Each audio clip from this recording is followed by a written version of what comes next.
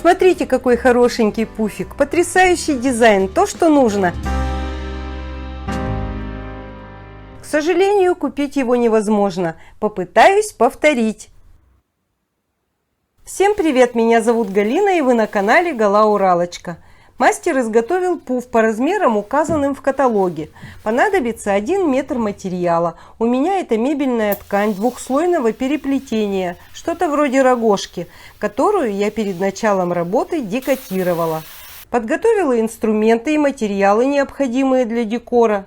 Начинаю раскрой. Отмеряю прямоугольник 55 см в высоту и 1,20 м в ширину.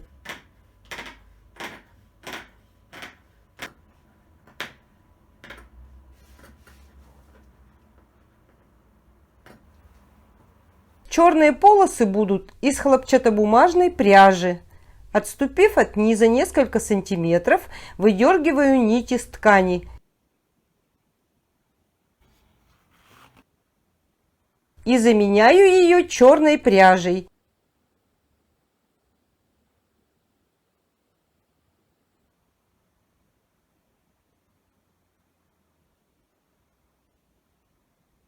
Начало есть.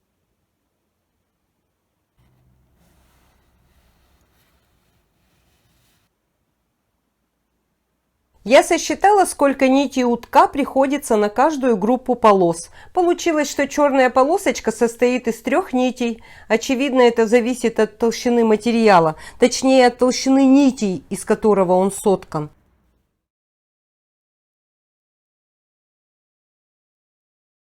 Я заранее наметила, где будут располагаться черные полоски. И вот что получилось. Количество полос в группах не одинаковое. 5, 5, 4, 4. Для продолжения декора я использовала трикотажную ленту для рукоделия. Химчистка рекомендуется для всего изделия, где используется эта лента. Если бы я не нашла нужный цвет, то купила бы хлопчатобумажную кулерную гладь. Нарезала полосы шириной 3 см и немного растянула их. Результат был бы такой же. Вот готовая лента из магазина. Уточняю ширину чехла.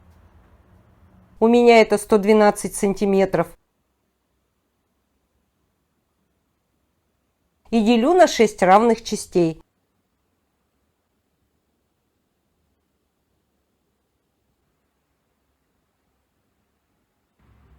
Цветной ниткой отмечаю каждый участок сверху донизу.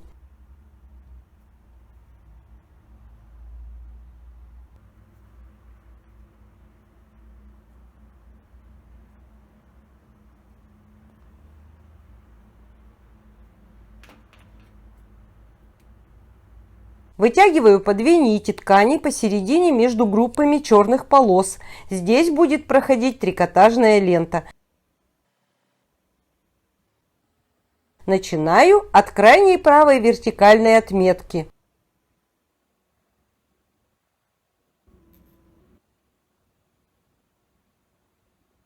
Так же, как черную пряжу, протаскиваю ленту через 1 нить долевой.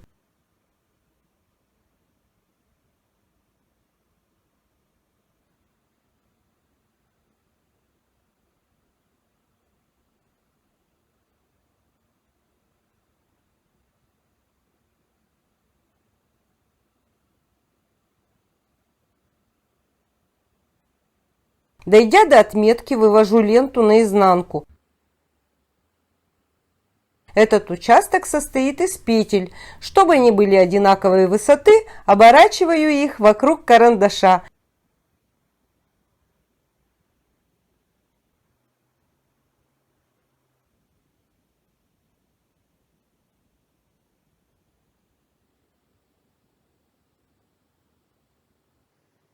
Вот так, в шахматном порядке, я задекорировала середину чехла.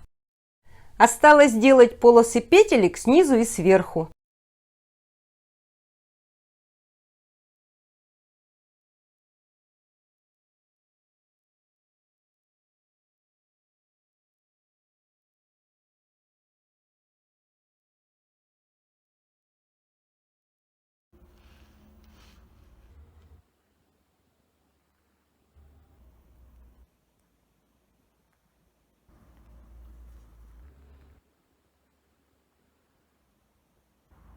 Вот что у меня получилось.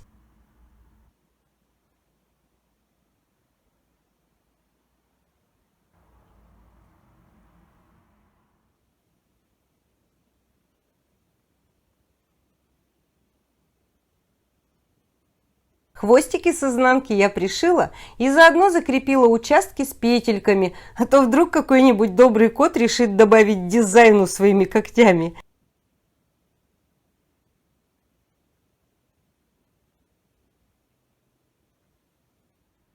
Дело за бахромой. Я нарезала толстые хлопчатобумажные нитки по 30 сантиметров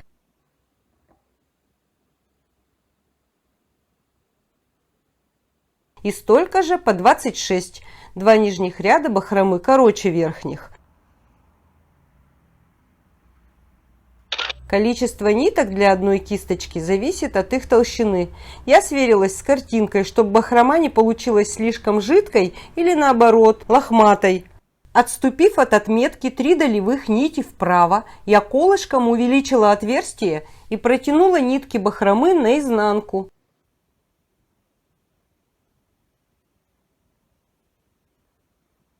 Длина кисточки должна перекрывать цветную полосу трикотажной ленты под ней.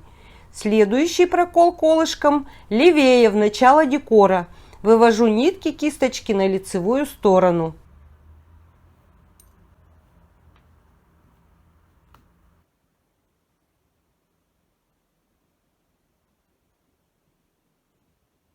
Отступаю вправо от самого первого прокола и снова увожу нитки кисточки наизнанку.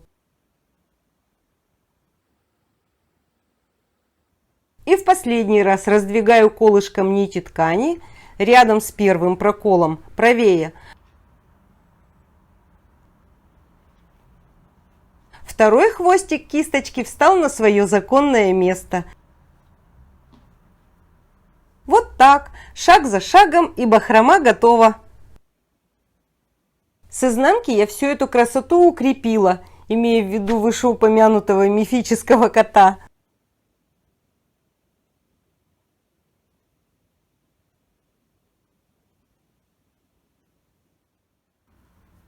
Уже красиво, сплошной постмодернизм. Я скроила сиденье для чехла по размеру сиденья пуфа. Проложила строчку по периметру крепкими нитками, это важно.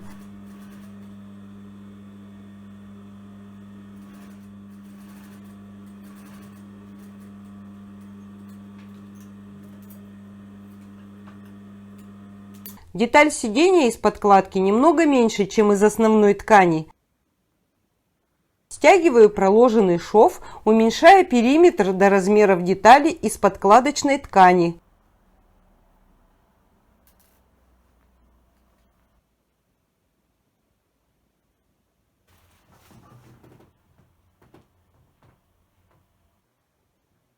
Добавляю холофайбер.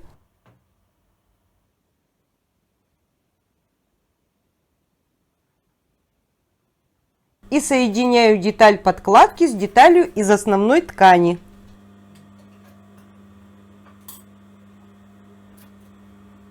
Уточняю высоту чехла.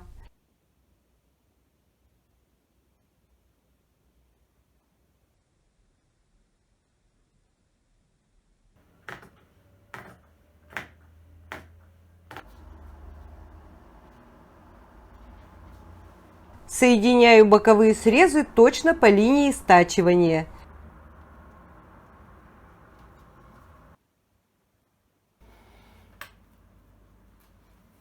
И сшиваю, оставив открытым участок для молнии.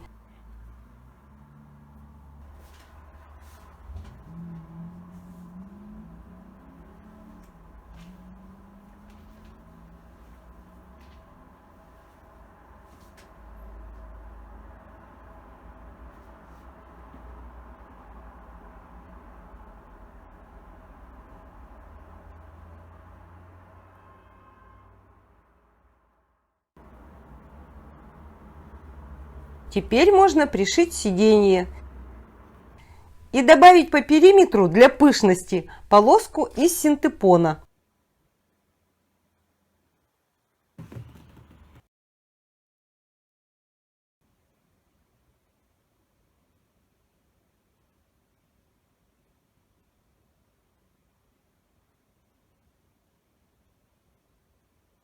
Детали из подкладки и основной ткани по размерам совпадают. Совмещаю боковые швы.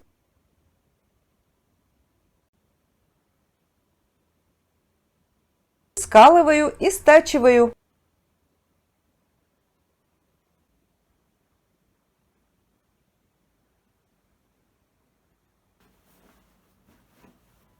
На молнии останавливаться не буду, это просто.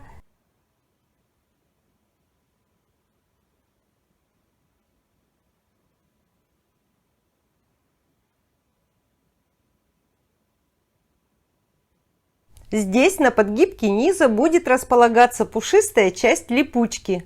Ее вторая часть с крючочками должна опоясывать низ пуфика. Для этого я освобождаю место для липучки и при помощи универсального клея и мебельного степлера закрепляю ленту.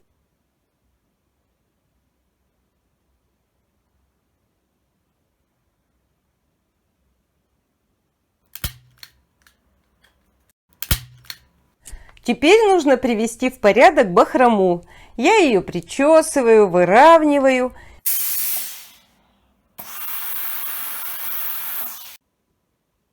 И отмечаю длину ровно до цветной полосы.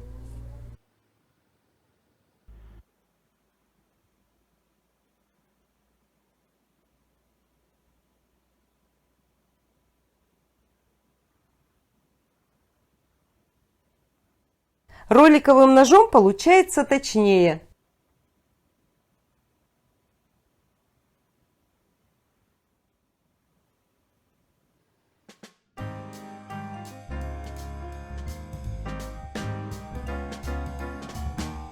Надеваю на пуф готовый чехол.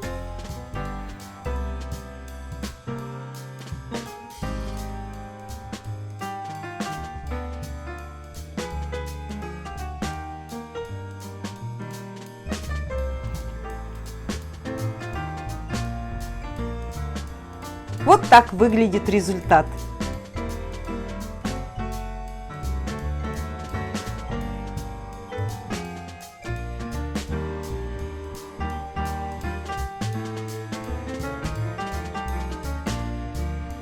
И в интерьере прихожей.